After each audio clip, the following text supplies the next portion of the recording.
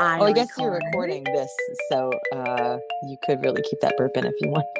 No, I wasn't recording until after you had already done it. Oh. I know. The sadness of my life. Live and learn, Ponton. Are you ready? Oh my gosh, what's up, Jen Ponton? Oh my gosh, Lillian Bustle, it's been 9,000 years. 109,000. 11 Actually, billion. fuck buddies. It's been less because Lillian and I have been hanging out without you, which I realize is a terrible, terrible tragedy. You're gonna make everybody jealous. Welcome back to All the Fucks, a podcast about caring too much. About everything, all the time, always. A podcast about when it's spring, but suddenly it's summer. Oh, yes. A podcast about walking outside expecting it to be 66 and it being 92. Ooh. You're not dressed right. You're seeing the wrong person that you do not want to be seen caught unawares. Right, and sweaty. There are bees fucking everywhere. Oh my God. We had a carpenter bee like hovering outside of our window earlier, and the cat was just like, okay, hello, what? It was just hovering there like a UFO.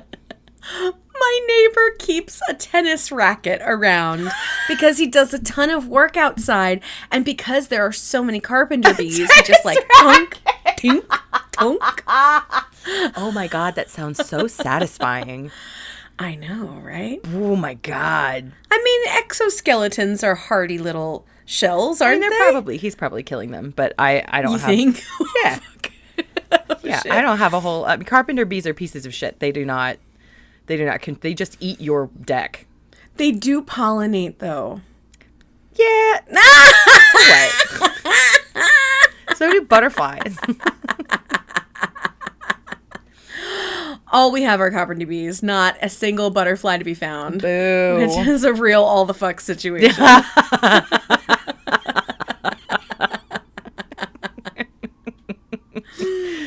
Oh my sometimes God. I feel like my heart is full of carpenter bees.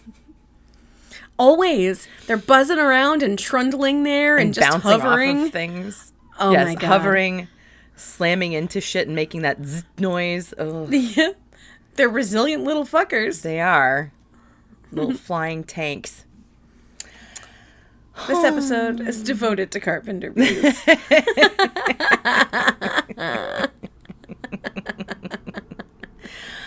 Oh my gosh. I am so happy to be seeing your lovely face. I am so happy to see your lovely face. I will say I am slightly resentful. I know it's going to cool down tomorrow, but like every year spring does this where it's like 50, 55. You're like, maybe today I can leave the house without a jacket. And then it's like, well, hope you remember to put your anti-chafe stick on before you left. Oh my God.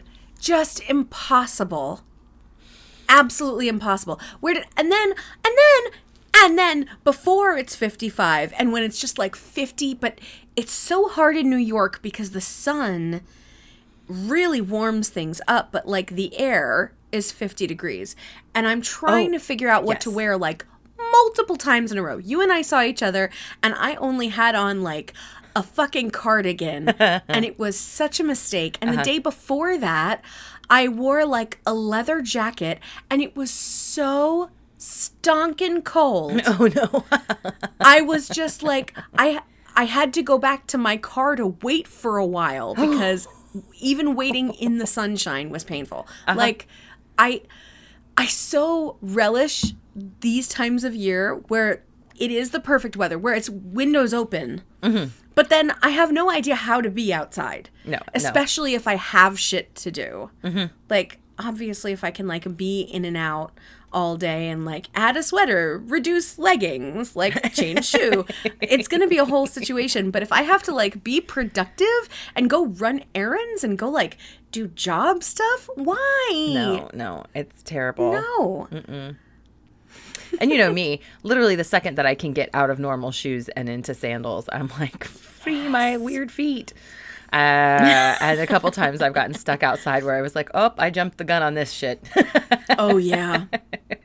My feet are comfortable and so cold. Oh, my God. Yeah, I learned the hard way that these Vans that I have that I absolutely love, and they're like super cushy, so they're very comfortable.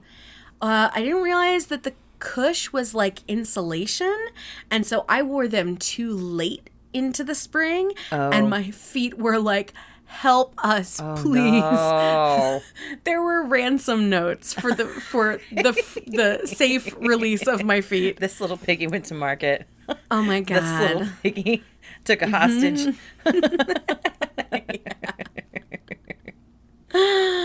Oh my gosh, where do we even pick up when it's been a hot freaking minute? I don't know. I guess we could just hop right into the Judy Blume thing. Oh, it was so good. I've been thinking about it ever since. Do you remember what? So Jen, wait, you should tell this part of the story. You can set this So up my better. friend Caitlin Kinnunen, who is an actor, appears in this documentary about Judy Blume called Judy Blume Forever, and she was the audiobook narrator for Forever, which is her. Stop it. Oh, Yeah. I didn't know that. Oh, I didn't know that to begin with either. That's really cool. Yeah. But Kate is not just an actor. She was one of the original actors in The Prom. Yes. One of the lesbian couple, half of the lesbian couple, which is what made Middle America so upset. Yep. Lesbians in high school. And then, like us, Caitlin came out, and like after the prom, Caitlin is just absolutely wonderful. So she narrated Forever for Judy Blume, and is part of this documentary, and invited me to come and see it. And so I took Lillian, and it was so much more amazing, I think, than either of us were prepared for. And like also like infinite feels, infinite vulnerability, and like, oh shit, Judy Blume is talking about she's always been the person to talk about real things, but like, but she was then real decades ahead adult of her stuff. time. Decades. So much, yeah. Super innovative and ready for the world long before it was ready for her. Oh, yeah. So for those who might not be familiar, she did Tales of the Fourth Grade Nothing, Fudge, Super Fudge, all of the Fudges, Are You There, God? It's Me, Margaret, and then like tons of other stuff. And then later on, she started out with YA, but never considered herself a young adult. She's considered herself a novelist. And apparently her husband never ever took her seriously as a writer. And it broke my heart when she was like, he never read any of my books. And then she was like, I don't really care. Astounding. That yeah, guy she sucks. Really? I mean, not that I had high hopes about him from when they introduced him in the documentary, but I was like, there is more to Judy Blume here than just like the little Susie homemaker who writes books on the side. There's no way. Oh, yeah. And that's kind of how people wanted to see her, Of course. wanted to put her in a box, and it just Well, they wasn't didn't know at there was all. no other model. Right? Like she started in what, like 70, what? Like late 60s or early 70s? Yeah. Are You There, God? It's Me, Margaret was 1970. But that wasn't her first. Her first were those two ones, because she said that she started out by writing third person and then changed to first person. Iggy's House was also 1970. Oh. The one in the middle is the Green Kangaroo was 1969. Okay. So those were the ones that she was talking about doing before. Wow. She got those two out the same. Well, she probably might not have written them the same year just because they came out the same year. It was really nice to hear her talk about like all of the rejection letters and how she was just like, I gotta keep writing. I just gotta keep doing this. And I was telling Jen that, man, I mean, my mom was super weird about sex, and I understand why, because she faced a lot of abuse and had my sister real young and got more abuse because of that. And I think that she was just like desperately trying to keep me from getting pregnant at all unfortunate costs. Wild. But I didn't realize that she was like going through my stuff so much. She definitely told me not to read Are You There, God? It's Me, Margaret. She was like, nah, it's trashy. And I was like, no, I must. And I don't remember her. Like, I used to check out piles and piles of paperbacks from the Virgil Grissom Library in Newport News, Virginia. And I don't remember her going through any of those books. I don't remember. I mean, obviously I didn't see her do this, but she went through my backpack one day, and I had borrowed this book from my 6th grade class library. So I didn't check it out from anywhere. I didn't have to be with anybody to obtain this book. And my mom lost her fucking mind. And thankfully I had already read it. Probably 3 times.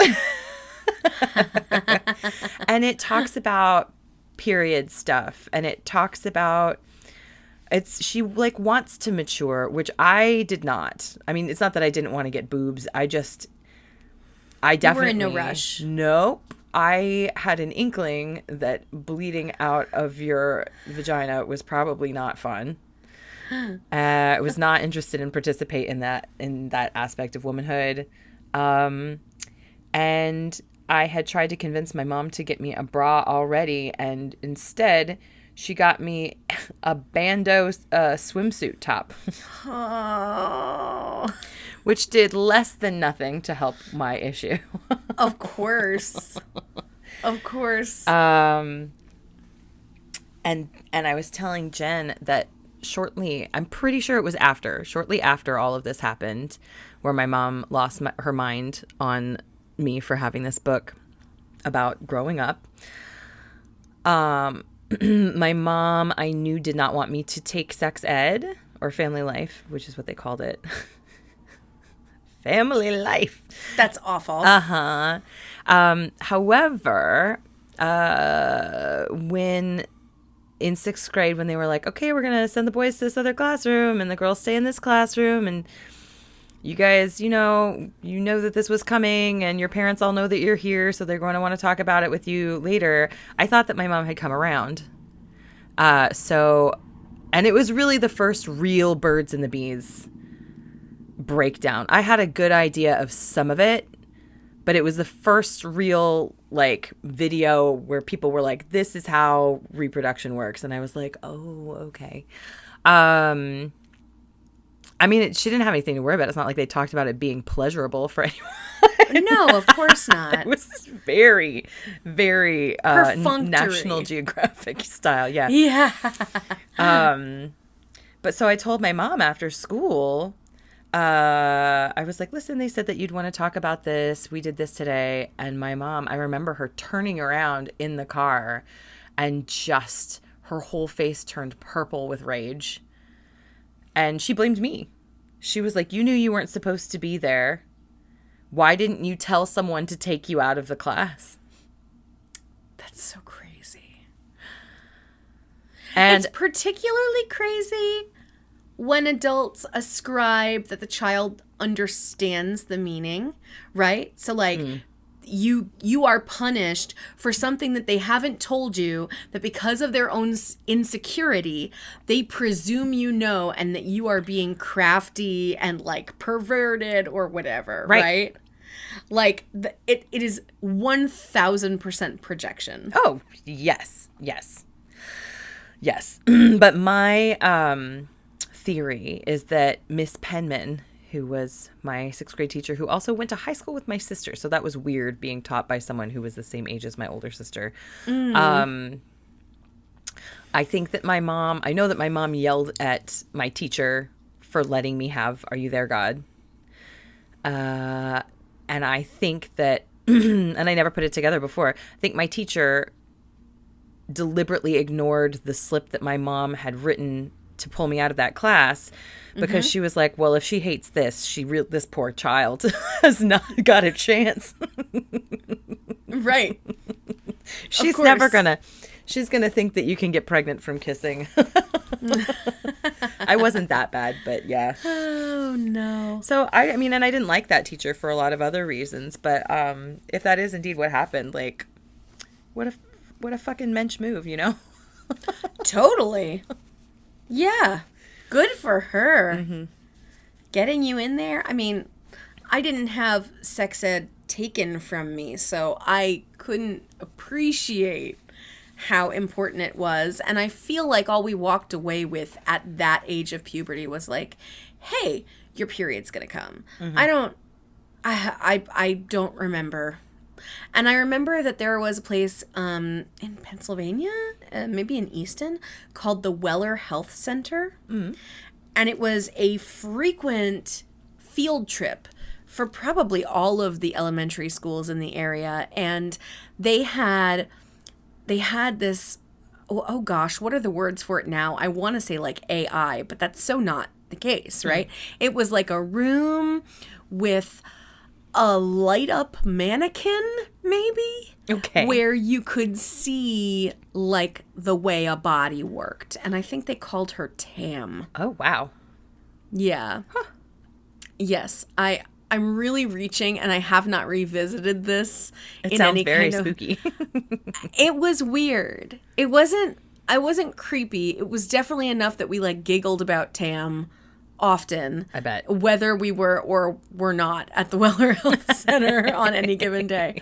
But yeah, she was like a full size human representation, and there would be like voiceover in this room, and they would describe how a body worked. I think it was every kind of system, and then also reproduction, and that's probably why Tam was, a female-bodied person. Whatever. It was weird. That was most of my sex ed. Nice. That's not enough. No, not even remotely. Everything that you just said made me think of something terrible, so please brace yourself. I'm ready. Okay. Wait, I have a friend who was used to work as an emergency response, like ambulance driver. What's it? A medic. Yeah. And she said that they had to get all new CPR dummies and then lock them up because someone was fucking them. No. That's... So that's someone in-house, you know what I mean? Right. That's someone you do not want coming to your house no matter what is going wrong. But I'm saying, like, it's somebody who worked at the facility, at the hospital or wherever they were, the first med. Like, it wasn't like a stranger coming in. And, right. Like, it happened with one and they got rid of it, and then it happened with the rest. It's probably someone who has to actually perform CPR sometimes. Yes. And then hopefully not stick his dick wherever. What in the goddamn is wrong with people? I mean, where to begin? Oh my God, can I make a really hard left? Yes. So I see the rainbow prism on you from your little stickeroo. Yeah. And I need to tell you that 3 years later, you successfully influenced me. Oh. Because it's cute, and why would you not want rainbow prisms everywhere? But because the puppy, who is almost 1 now. You have so many windows. Yes. The puppy is obsessed with his reflection. Obsessed with it. Hard same, baby. He goes so hard. I mean, and it's not just my full-length mirror, which I've had to turn around because he, like, charges it like a goddamn bull. It's his reflection in the oven door. Uh-huh. It's everything. A likely story. Friends, I think that we all know that that Jen and her partner are actually vampires, so that's why all of the mirrors are draped. We understand. It's fine. How else are we going to look like babies forever? Come on. We are immortal. Oh my God. Yeah. And so now at night, when he sees his reflection in a window, he does the same shit, and then he does, and then we have to like tug the drapes. It's a whole thing. So I was like, yeah, it is. It's so stupid. And so I was like, let me see if I can find the boop, boop, boop, boop. And it was like rabbit goo. And I was like, that's exactly what Lillian said to me 3 years ago.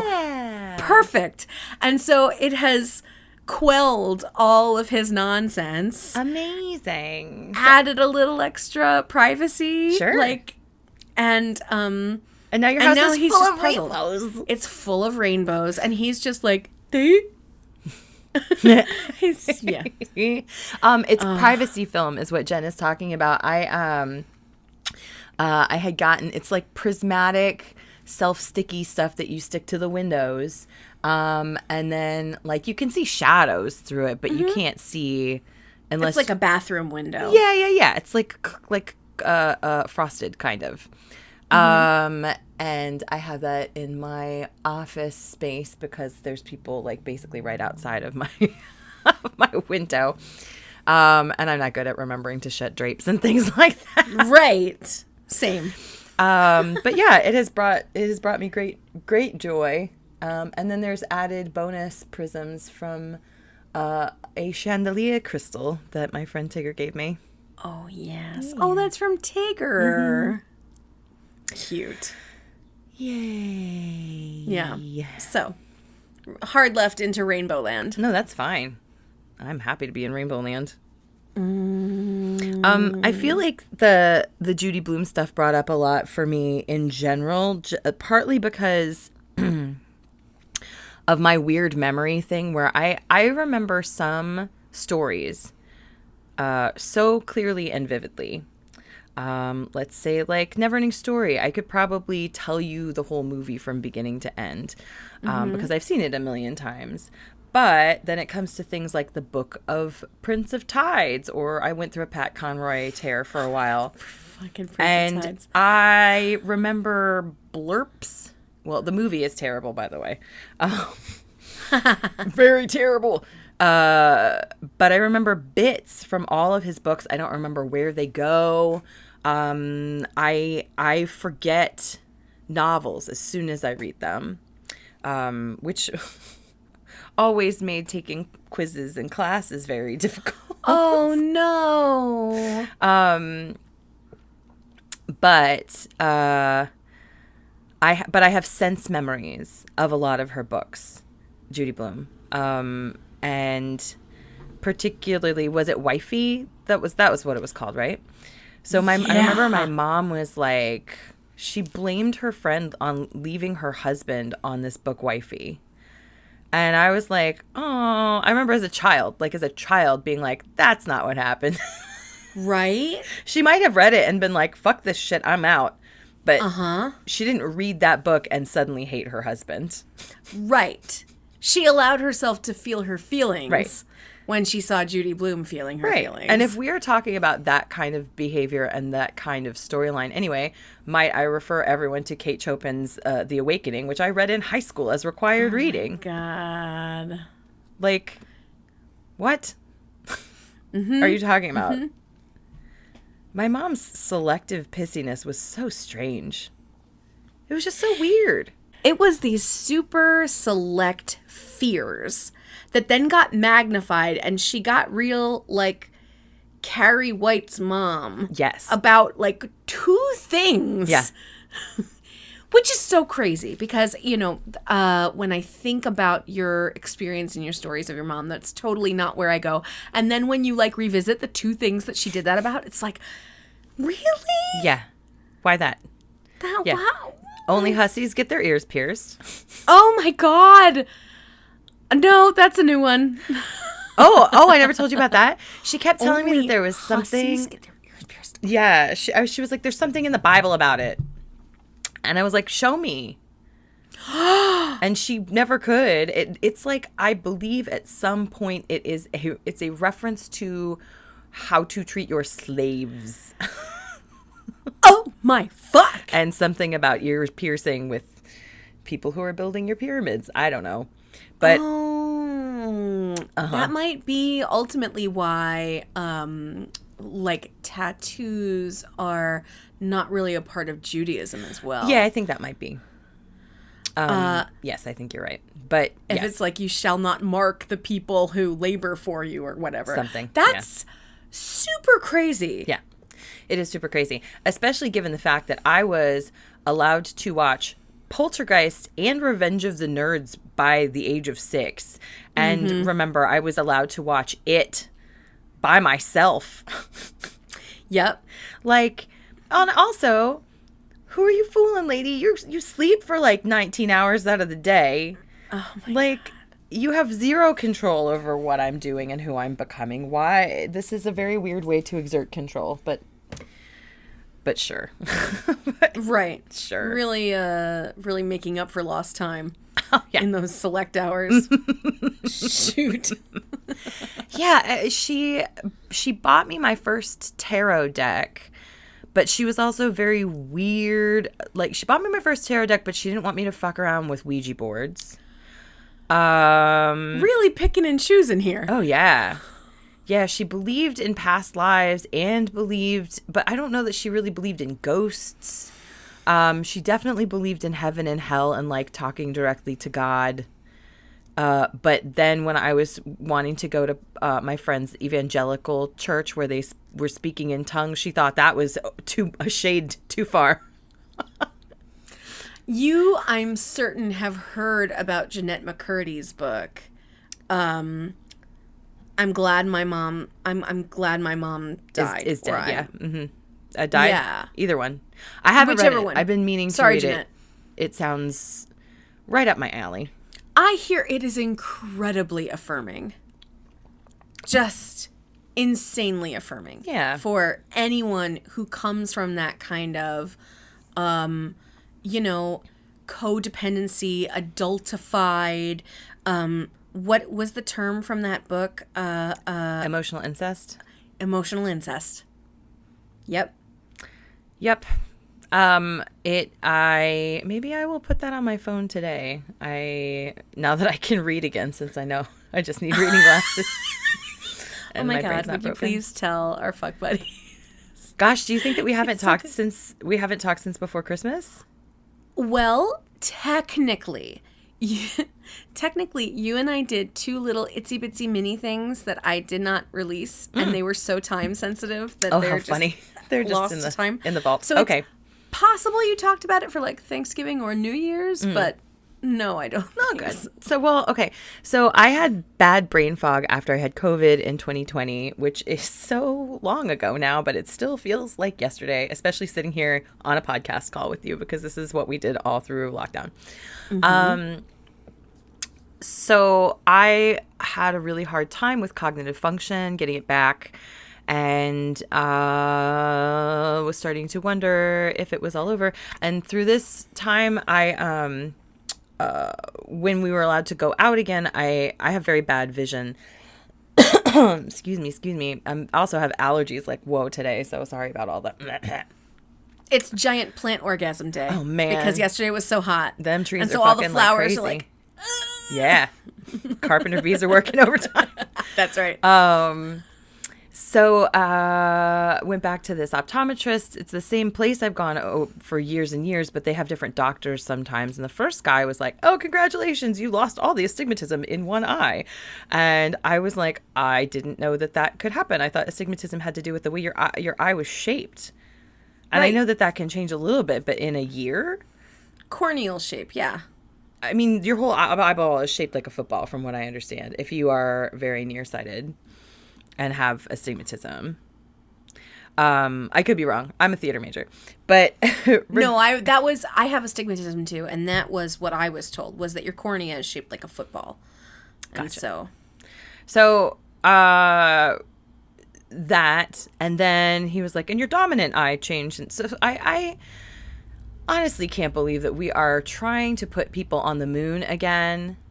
And our best bet at getting people a prescription is to be like 1, 2, 2, 3, 3, 4. Patient, heal thyself. Like, Yeah, what? right? What? Oh, no. Why should I be trusted? Why should I? I don't know. I don't know. I don't know. I don't know. They both look the same, but this one's less fuzzy, right? Sure. Why are you trying to trick me? So, Maybe? Right. So anyway, something went sideways with my prescription. And so when I got that back, it had very clearly been messed up. Like they added an extra 0 where they didn't need one. So one of my glasses lenses was so blurry that I couldn't even see through it. Oh, And then the that's so contact crazy. prescription was jacked. And so I went back and a lady optometrist fixed it. And I thought it was fixed because I could read I still haven't figured this out. I could read fine print at a normal distance with my contacts on I feel like this is getting boring, but it ends really well. I got my contacts in the mail and I still couldn't read. And I had never had this problem before, and my glasses were slightly off. So I've been taking off my glasses to read. And that's a strain in and of itself, and I couldn't read with the contacts in. So I thought that it was my melted brain. Before I continue, I should mention, I was like, why is my lady optometrist so hot?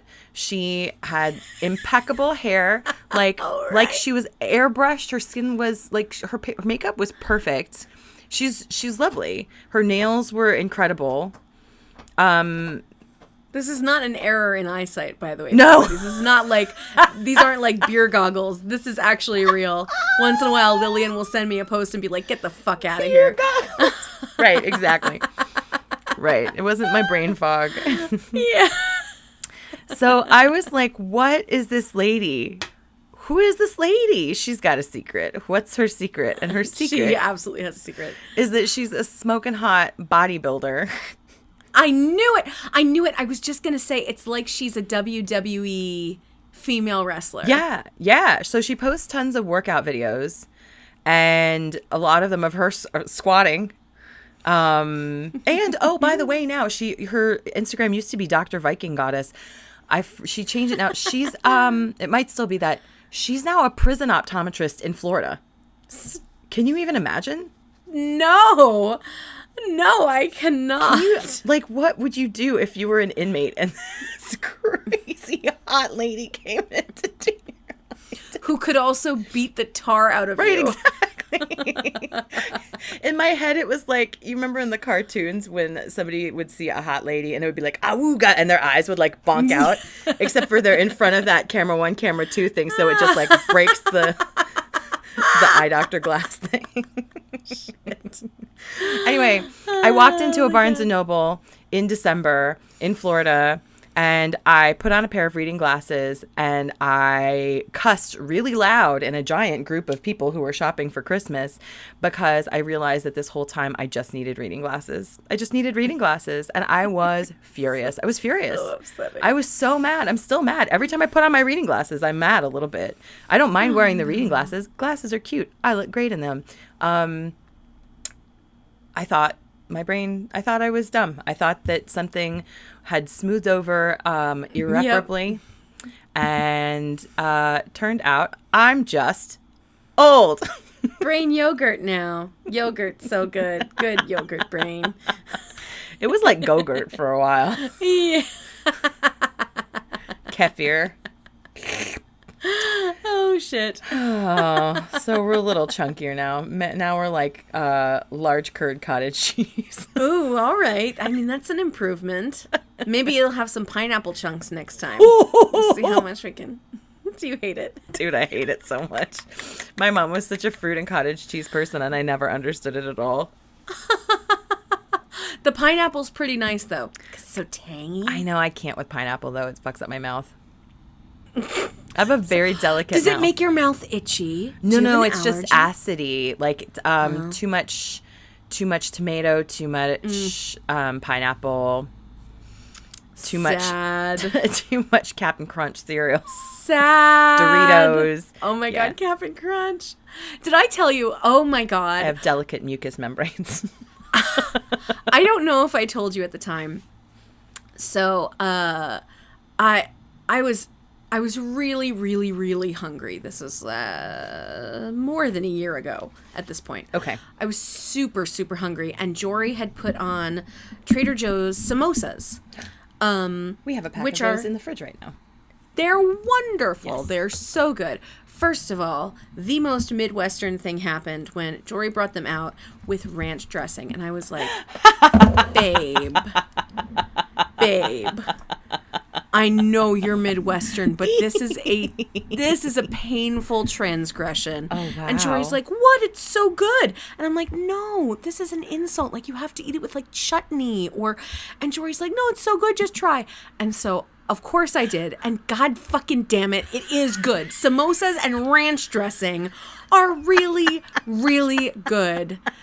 I'm so mad about it. So Jory puts on samosas and I'm just famished. Like, I cannot. And I love eating, but I also just need to get through eating so that I can go do the thing I'm trying to do. Because to me, hunger can be an imposition unless I'm like planning a meal, right? And then it's like, oh, I'm looking forward to going out to eat. If I'm like trying to get shit done and all of a sudden I'm hungry, I'm so mad that now I have to interrupt my flow. Yes, I get it. Right. I get it. So in those cases, I really do try to eat as quickly as possible to just get on with my life. And it's a terrible idea. And it was really a terrible idea on this day because those samosas came out of the air fryer and they were nuclear. Oh my God. And I was just so fucking hungry that I dipped it in ranch. I dipped it in ranch. And I took a bite, and it was, and like, then of course, like lava came out, and I was like, okay, move it around in your mouth to a safe zone, right? Because at first my tongue is burning. And so I was like, okay, we got this. And I played like volleyball with it inside my mouth. But then it rested, this lava ball of samosa rested on the, like right next to my top teeth on the roof of my mouth. Nope. So you know where you usually get like a pizza burn in the middle, right? And like you can handle it. No. This is a little nubby right behind your two front teeth. Oh, it wasn't. No. It was on the side. Oh, It was like, but because I let it sit there, then the amount of pain on the seconds, like on the recovery, was so much worse because I could tell less what was happening. But basically, you know, like whatever, I burned off the roof of my mouth next to where my teeth are. And so then it was like a little bit of added nerve pain. I don't like this story. It did not heal back for like a week longer. It was really it was significant. I won't, because I didn't know that my mouth was making a little tiny protective blister in the exact moments after it, right? Because I wasn't thinking about it. I was just like, what's this? And I thought it was like, a little bit of a garden pea, right? And so I'm like licking and trying to like get it off. And then I was like, uh-oh, I think I just got rid of my blister. Oh no. Come back, blister. Come back, Where'd you go, blister?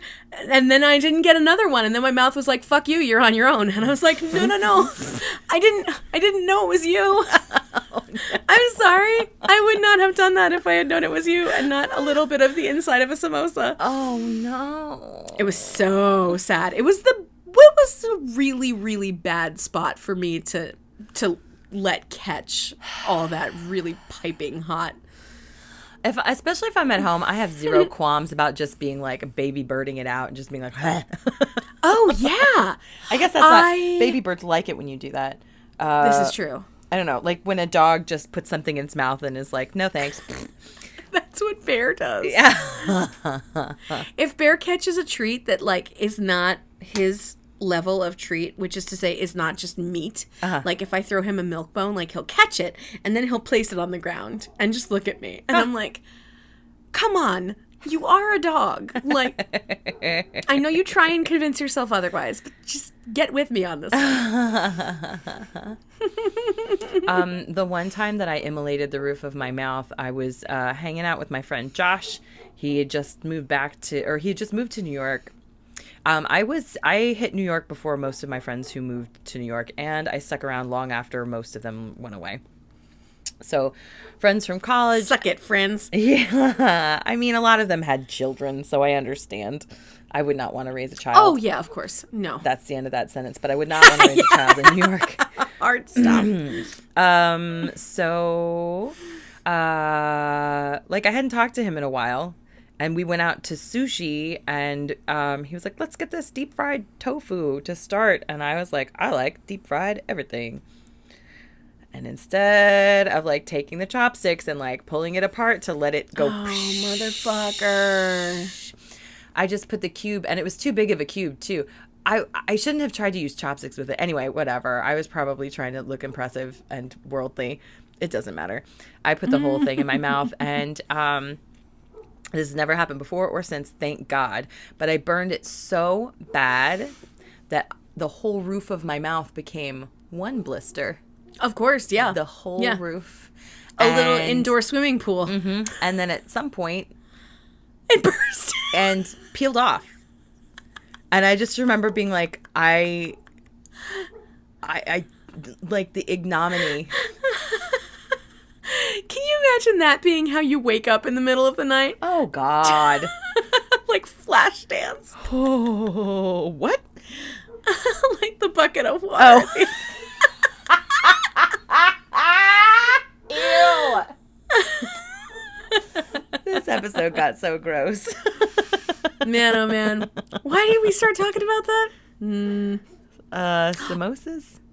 Food. Yeah, but why did I bring up the samosas? I don't know. However, childhood hack, when we all drank milk, was like a bite of hot pizza immediately followed by milk, probably concurrently with pizza. Well, I respect that, but there's no way I would have ever drunk milk and pizza at the same time. No? No. Oh, no. I guess my family just didn't have soda. So the only things I really could drink most of the time were milk or water. And then finally, I was like, Mom, can I please drink soda like other kids? And so the kind of soda my mom would get for me was sometimes diet, but mostly caffeine-free. Uh-huh. Yeah. That was the real catch. It had to be caffeine-free. And so, yeah, I think caffeine-free Pepsi. 9 times out of 10. But before that, it was up to milk and milk alone. Boy, oh boy. Not even like Crystal Light or something? No. No. Although, like, that Clear Canadian, or like there's a brand, it's not seltzer, Clearly right? Canadian. Yeah. Yes. I think we had that sometimes. Yeah. Yeah, that was definitely aspartame. In the early years, where they were like, this isn't killing rats yet. Not yet. Listen. No. Oh, that stuff was ooh. I just listened to a really good do you listen to the Maintenance Phase podcast with Aubrey Gordon? Not yet. Aubrey Gordon and Michael Hobbs. Aubrey Gordon, who previously was known as Your Fat Friend, anonymously on social medias, and it was after she and Michael started doing Maintenance Phase as a podcast that she started putting her name on things, because she would get horribly harassed all the time and just didn't want her actual name and face out there.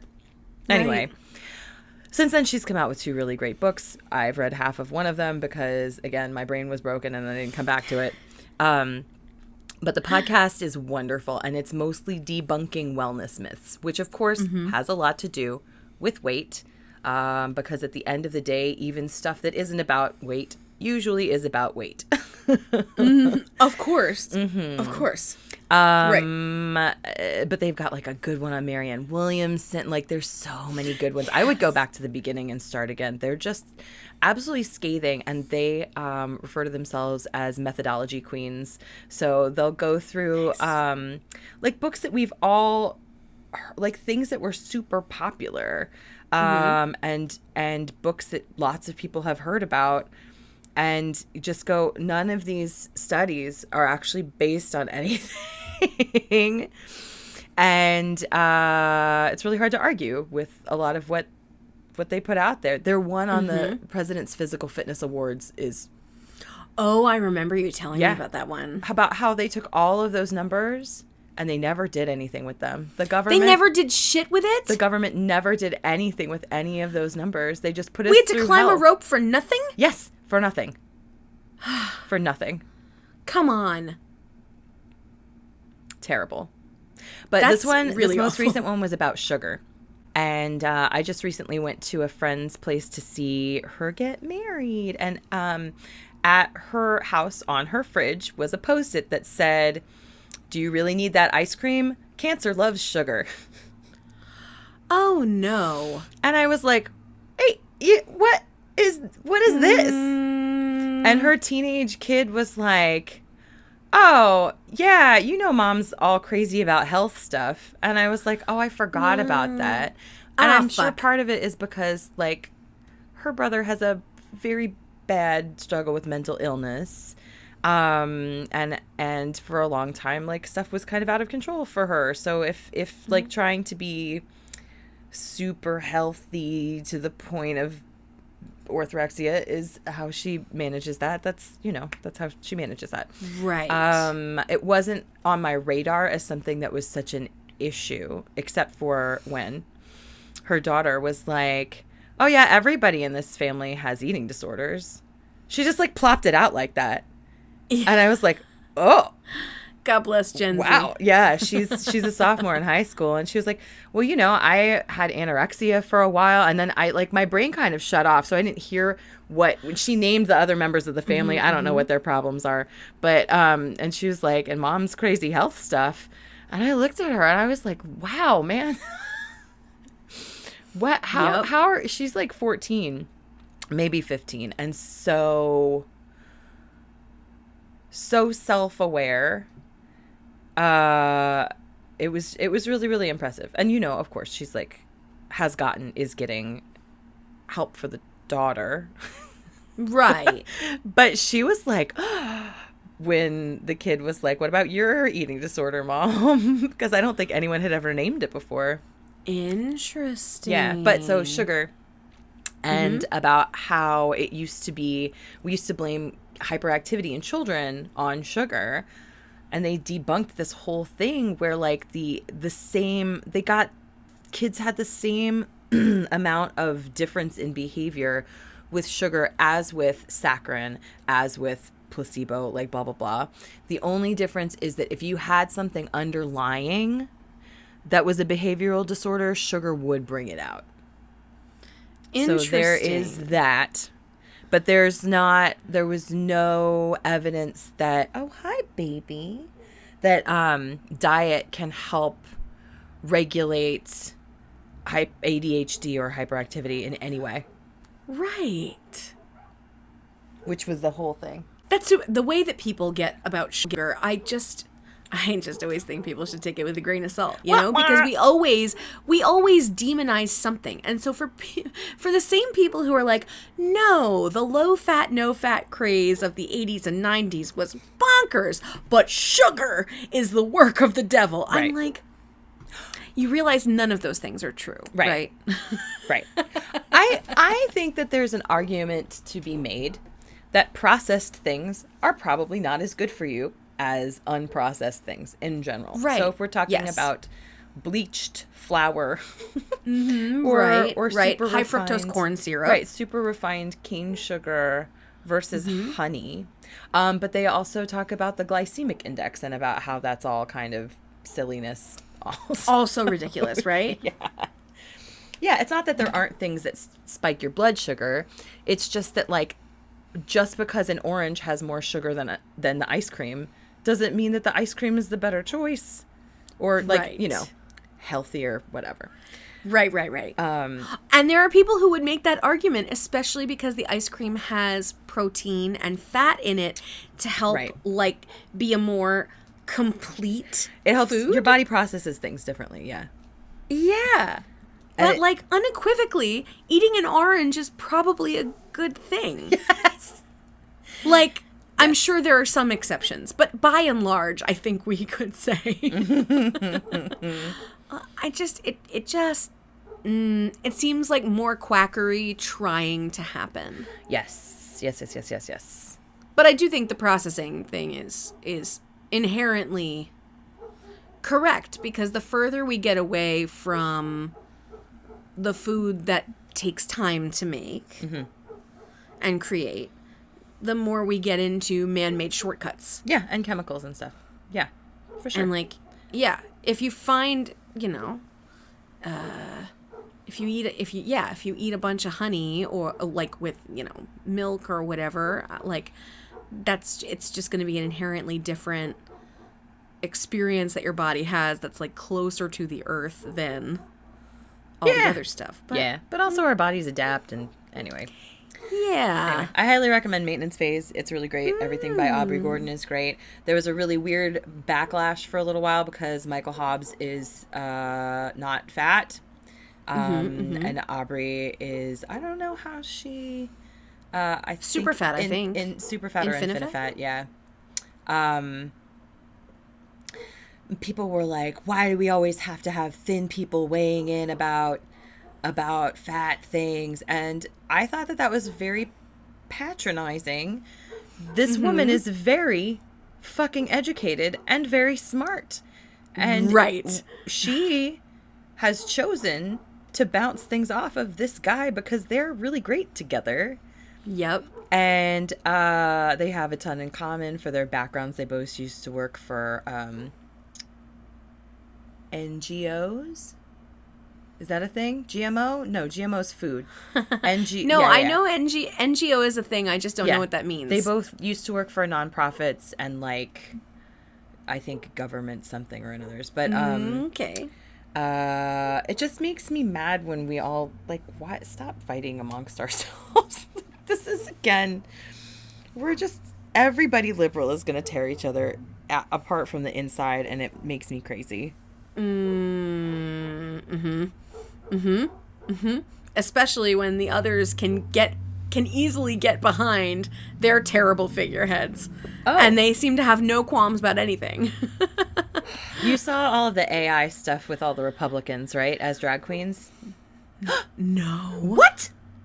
No. Oh, somebody took AI and made, like, Matt Gaetz. And his drag name is Golden Gates Showers. Oh, fuck, that's Which good. is just such a good name. You know, Lindsey Graham, Mitch McConnell, Usual Suspects, Rudy Giuliani. Yes. You guys have just Google AI drag queen Republicans and you'll come up with it. They are marvelous. Oh, thank you for that. Yes, a good use. What a little gifty. Of AI. I know that there's lots of controversy about all of that, but also this shit's inevitable. You know what I mean? This is a stepping stone that's in a moral and ethically gray area, but this was always going to happen. Right. We've been marking the arrival of this forever. Forever. Yep. How long have robots been in the, like, the amniotic goo of our imaginations? For sure, exactly. Come on. Yeah. Did I tell you that I asked ChatGPT to write me a story about, I just made up a scenario. I was like, a fat girl doing speed dating. And it was like, oh, that word's offensive. And I was like, what? And it said something like, I'm programmed to not offensive, blah, blah, blah. And fat is an offensive word to people who are obese or overweight. And I was like, I would argue that the opposite, however, and then I was like, some fucking skinny white guy programmed this thing and thought he was doing Can you teach it, though? a good. I don't know how that part works. I don't know if we can teach it. Someone's teaching it. I don't know how it lands. I would be very curious to know if you being like actually chatbot I don't know.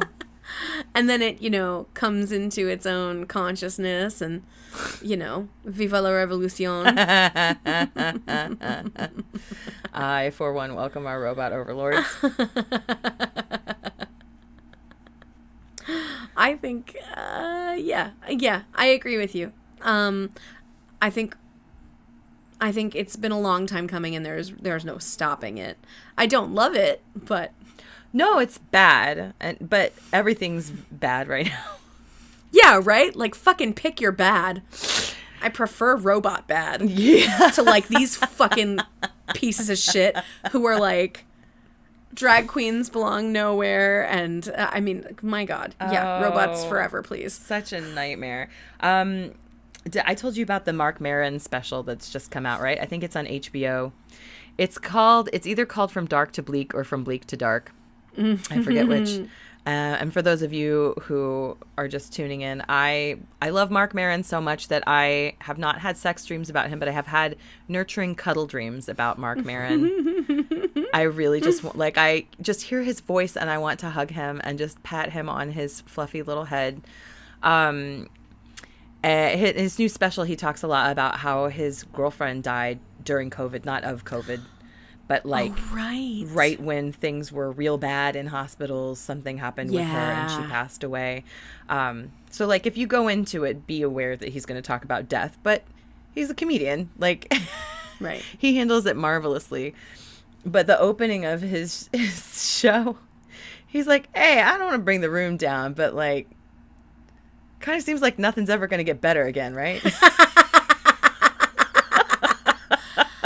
No, Mark Maron. It's like just all bad and just getting worse. So how are you guys doing?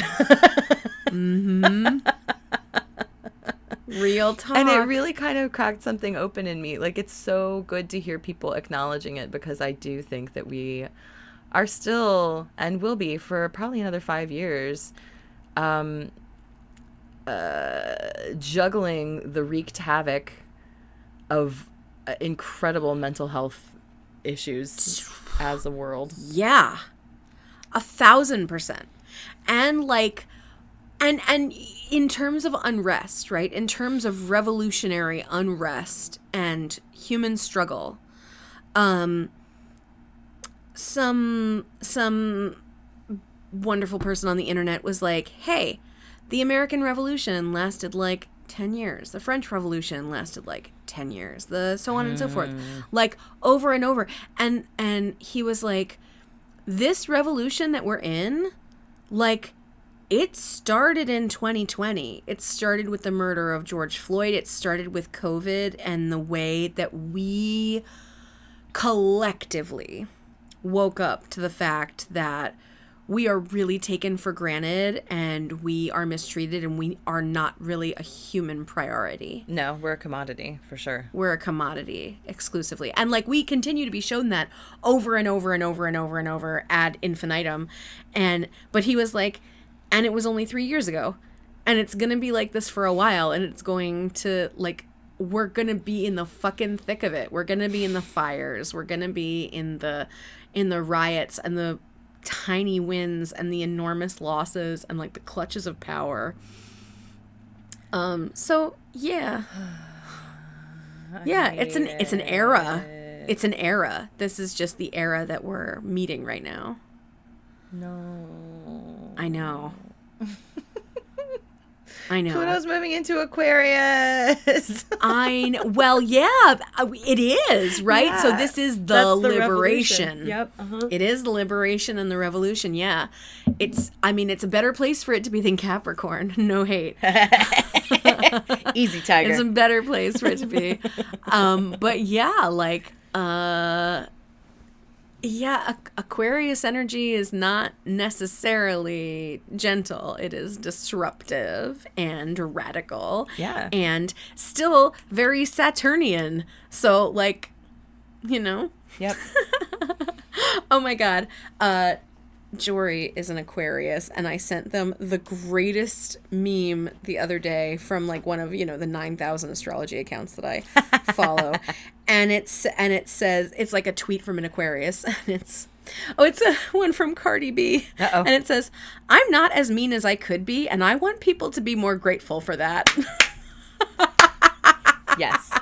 Yes. Yes, that's incredible. I love that so much. Isn't that fucking great? You better be grateful every damn day. Right? Yeah, you guys should recognize what I'm capable of. Mm-hmm. Mm-hmm. Don't underestimate me. Oh man. What a world. So, like we have to find the joy of living in a very individuated or in a very small scale route. Yes. Because the big scale is going to suck. Mm-hmm. Big scale is just like, I think that's just the way it is. It's going to be the way it is until we can revolve out of this trash fire.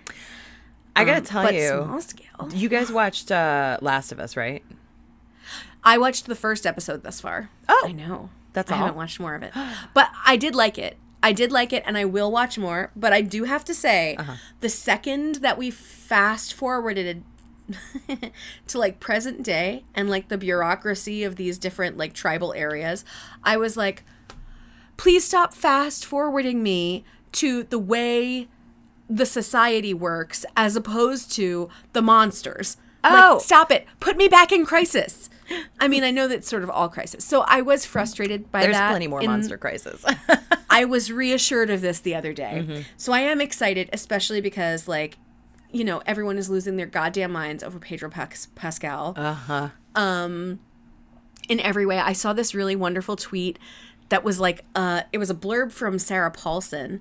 And she was like, you all are only beginning to get a glimpse of what we have now known in our career for the last like 30 plus years. Those of us who have been lucky enough to know Pedro, everything you hope about him is exactly who he is. It was this, oh my God, like, may we all be loved by a friend so dearly. Oh, that's so lovely. It was really beautiful. I will admit, I did watch a super cut of him just saying his name over and over and over and over and over again. And sometimes he does it with like a full Spanish accent. And sometimes he does it his full name. And sometimes he does it more American-y. And it's just, it's so good. Did you send me the thing where somebody hooked him up to a lie detector? So somebody hooks him up to a lie detector and then starts asking him questions like, so the internet calls you a zaddy. Do you ever look at your fan accounts for a pick-me-up when you're feeling low? And he's like, no. And it's like, it's a lie. And then he just laughs and laughs the most cherubic little guilty laugh. And then he does answer all the rest of it very honestly, and he's super embarrassed about it, and it is the best. We just like him and Paul Rudd hopefully can like squeeze the toxic masculinity out of the rest of the planet. Oh man, what I'm gonna have to get the title of it. In my Artist's Way group, we talk a lot about divine masculine and divine feminine, and like the most humane version of harnessing whoever you are, whatever sex you are, whatever gender, the most harmonious and humane way of like accessing and tapping into your divine masculine, your divine feminine.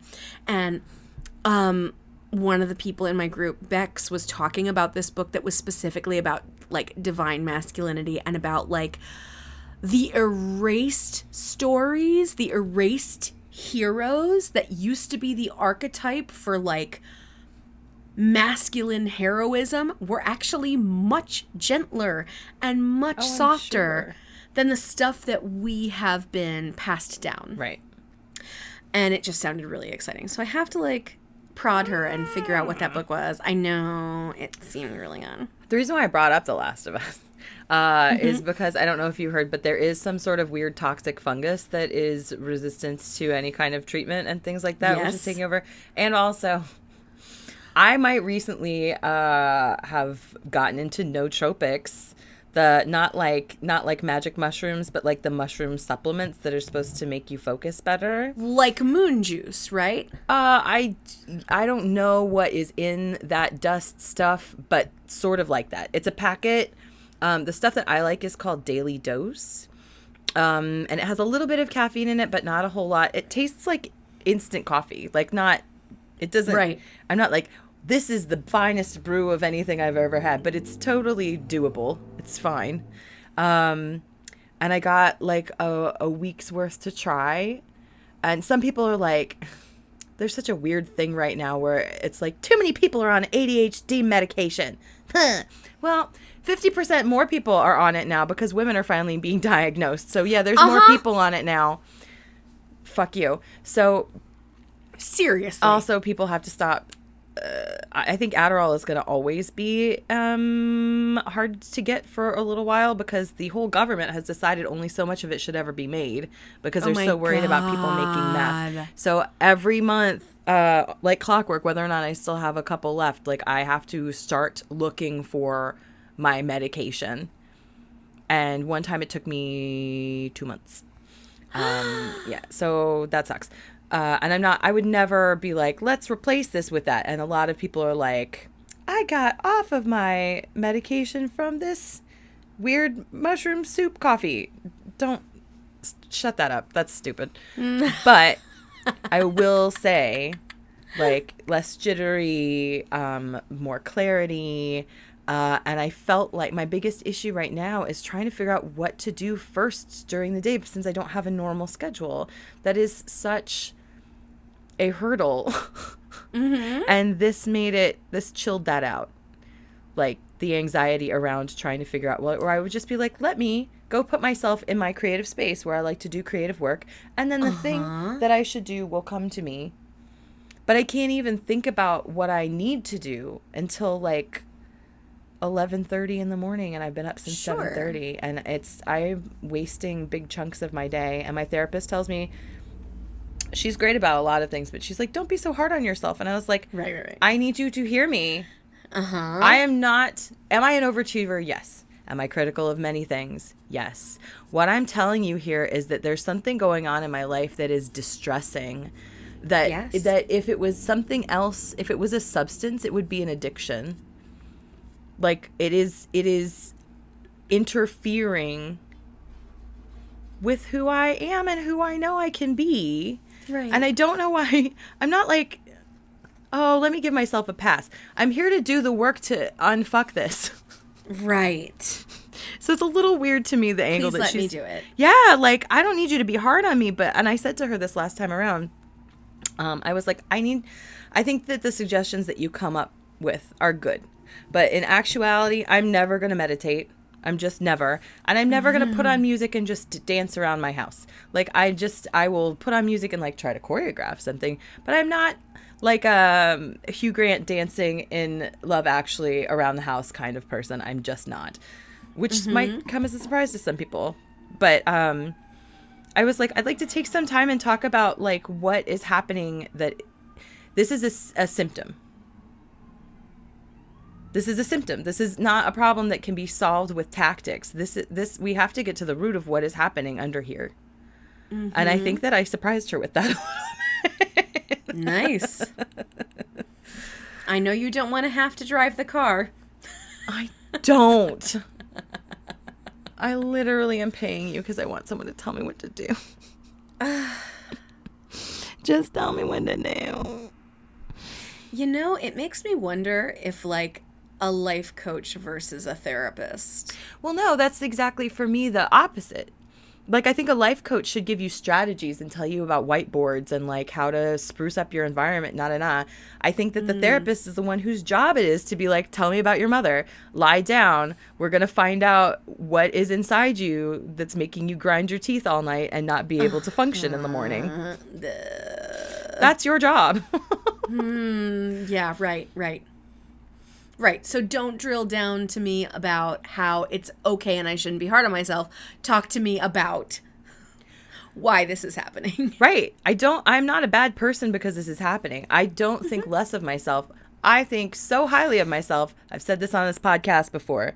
It is possibly an overinflated view of myself. However, I do have imposter syndrome about some things, and I'm happy to be honest and talk about those things. And I don't think I'm being hard on myself when I'm saying that I feel like I have not gotten, not just like not living up to my potential. I'm not getting basic things done right now. And I know a lot of us are. And I'm happy to have the bandwidth and the freedom to feel, nebulous. Right. But I also hate it. Yeah. Fair. Very fair. Yeah. Yeah, I'm not over here being like, I'm such a fuck up. No. I am admittedly confused as to why someone's not just paying me to be fabulous, but until that comes along. I did see the most marvelous tweet, and it resonated so hard with me.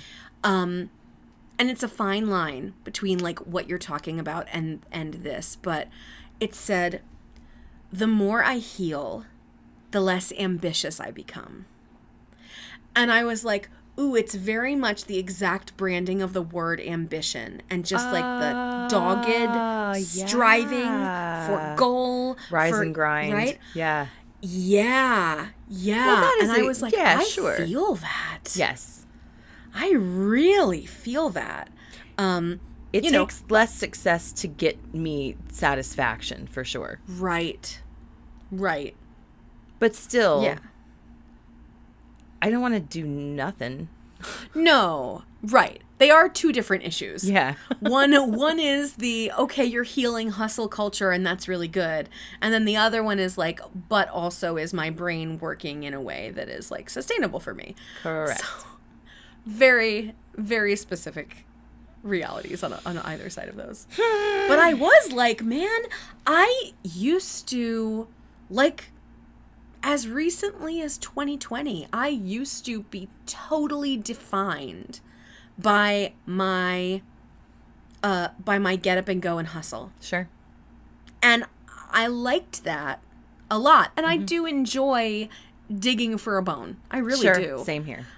Like that's a fun puzzle for me to figure out. Like, who do I need to reach out to? How many shots do I have to take? Like, of course. Yeah. Yeah, I do like that. But the fact that that is not what dictates my joy in the day anymore is... I did like a giant brain dump with my therapist, I don't know, a couple of days ago, whenever I saw her. And she was like, you realize that the entire through line of this, all these things that are seemingly disparate, is that you are just living your authenticity. You are listening to your authentic voice, and you are coming out in all of it, as opposed to like what was put on you, what you think your obligations have to be, your people pleasing and like fear-based trauma and like, you know, abusive power dynamics. Like, it's just me. That's great. And I was like, oh, fuck, yeah. Mm-hmm. Yeah. And I do feel like, oh my God, if all I do today is like walk down the road and see a nice bird, like that's a success. And it's also a success if I sit down and I write all day and I feel my brain wrung out and like, but they're equal. They're equivalently delicious. Sure. And I don't think I've ever felt that way before. Yeah. Really. That's amazing. Right? That's amazing. Yeah, I don't remember who it was that was talking about it, but specifically like with narcissistic parents. Mm-hmm. And about how we, children of them, compensate because our success is measured through their weird heightened sense of themselves. And it did take a long time for that to dissipate with me, for sure. And now I don't remember where I was going with that. I think it specifically manifested in after-school activities. That's what it was. We were talking extracurriculars. Oh, And I was talking with a friend who was like, oh, I didn't really do, we didn't have a lot of after-school stuff. And I was like, what do you mean? Uh-huh. And my friend was like, no, we just like, unless you did sports, there just wasn't anything really. And I was Everything. in yearbook. I was in forensics. I was in Odyssey of the Mind. I did theater stuff from the second I could do theater stuff, which then eclipsed literally every other need or want in my entire life for a very long period of my life. And I'm sure I'm not alone with that. I was in clubs that I only stuck around with for half the year. I would pop into the Quiz Bowl group. I was not very good at that.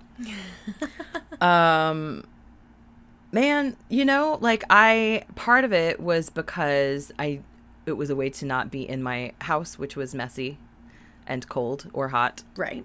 Yep, where you could probably get food. Oh, no. No, our schools did not give you food. That was not a thing. Unless you were mooch off anyone else? Oh, I mean, I could go over to other people's houses and eat. We never didn't have food. We just didn't have, like, quality food. Got it. No, please. I knew to sneak into the teachers' lounges because that was where the good vending machines were. Nice. Oh my God. Those honey buns. Oh man. I can taste it right now. I don't know if I ever got a honey bun, but I was a butterscotch crimpet diehard. That is so specific.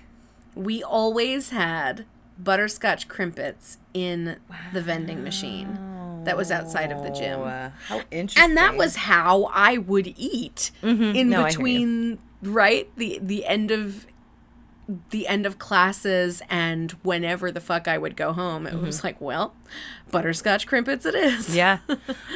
My mother was a sample lady.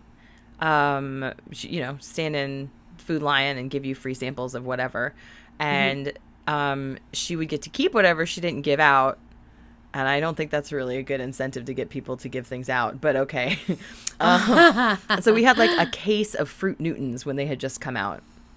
And I just would keep them in my locker, like 4 or 5 boxes in my locker. And that was I would like eat that to get through the day. And then we would go to McDonald's after lunch. Right. After school. Where, you could get a full meal for like $3 at the time. Yep. And again, I would like to say it's a miracle that I'm here. Totally. I must have gone for weeks without any protein. Oh my God. We had no idea. No, because nobody was helping. No one was helping. Parenting was all but off the table entirely. Like, what good is a food pyramid if you don't have access to food? Like fresh food. Whatever. Anyway. For whatever it's worth, you probably, if you had access to it, you probably would have been a typical child about it and still not I loved vegetables. I remember, as a matter of fact, also, this is my fucking try-hard nature. I remember watching Popeye and being like, I love spinach. What's wrong with people? I love spinach. I could eat spinach all the time. But then my mom overcorrected and was like, raw spinach, right? And I was like, no, that makes my teeth squeak. But then she would just dump a whole half a bottle of poppy seed sweet sugar dressing on it. Oh, no. Oh, yes. That was her dressing of choice? Well, for spinach specifically. Got it. I still don't like raw spinach. But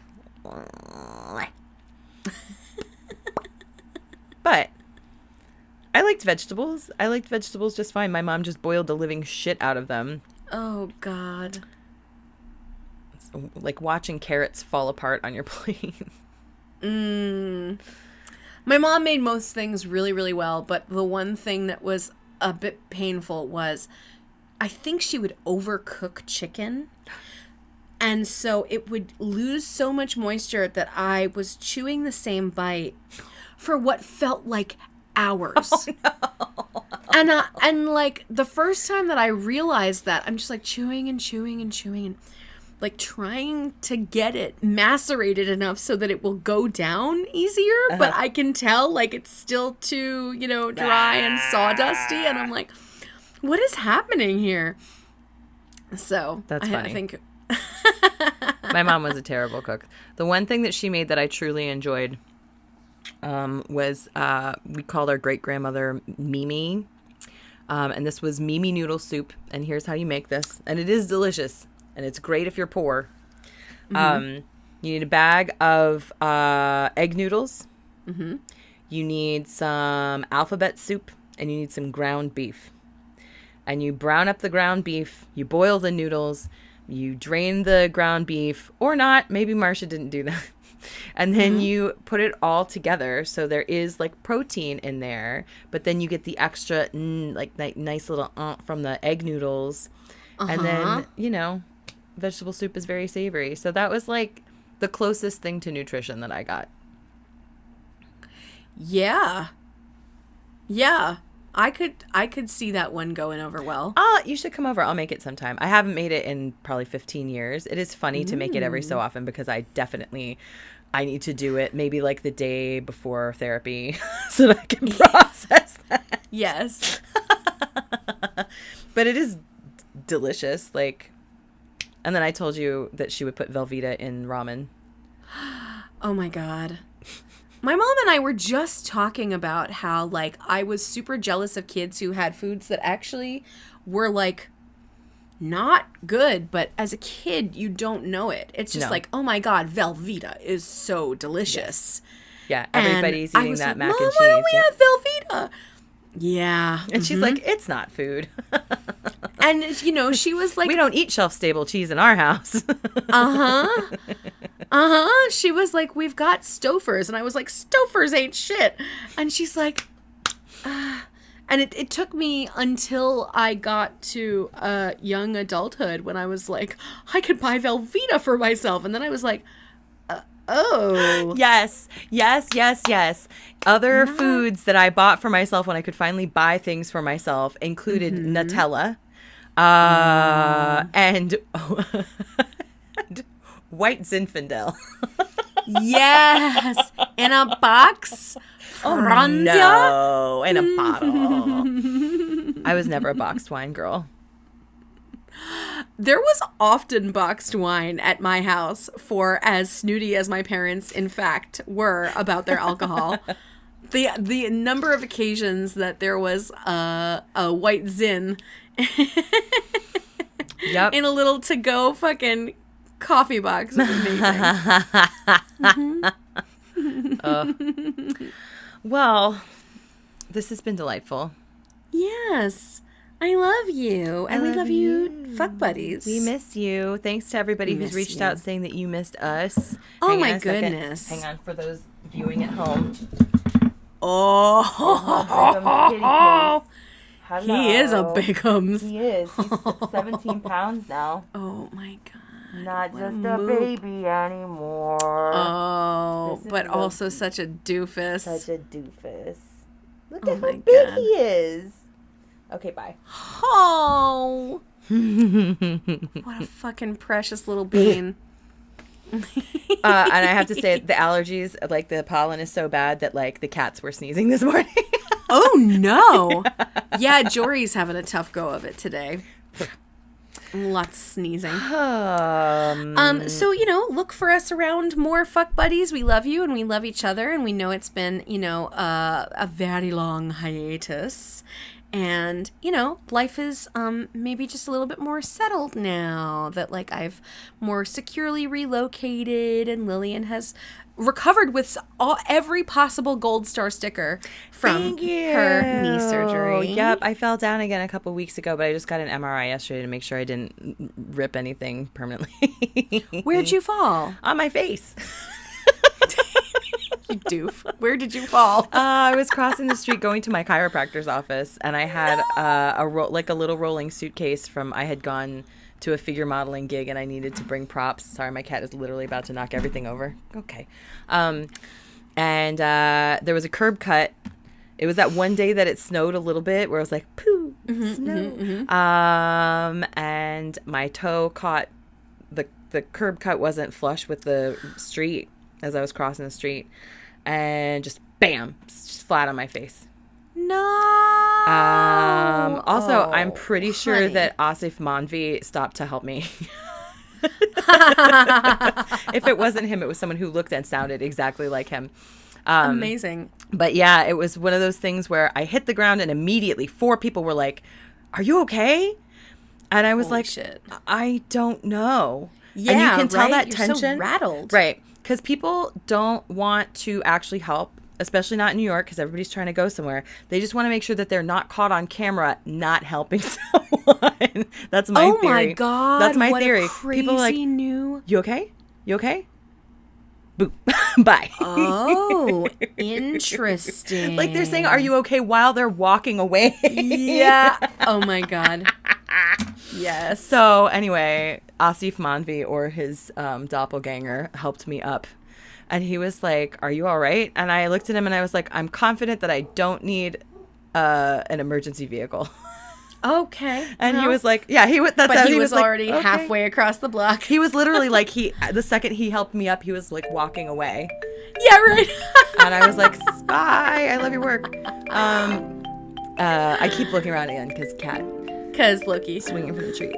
But anyway, it set me back a little bit, but I think I'm okay. Good. Okay, good. I'm glad to hear it. I love you. We will. I love you so talk again much. soon. Yay! All right, fuck buddies. Bye. Bye-bye.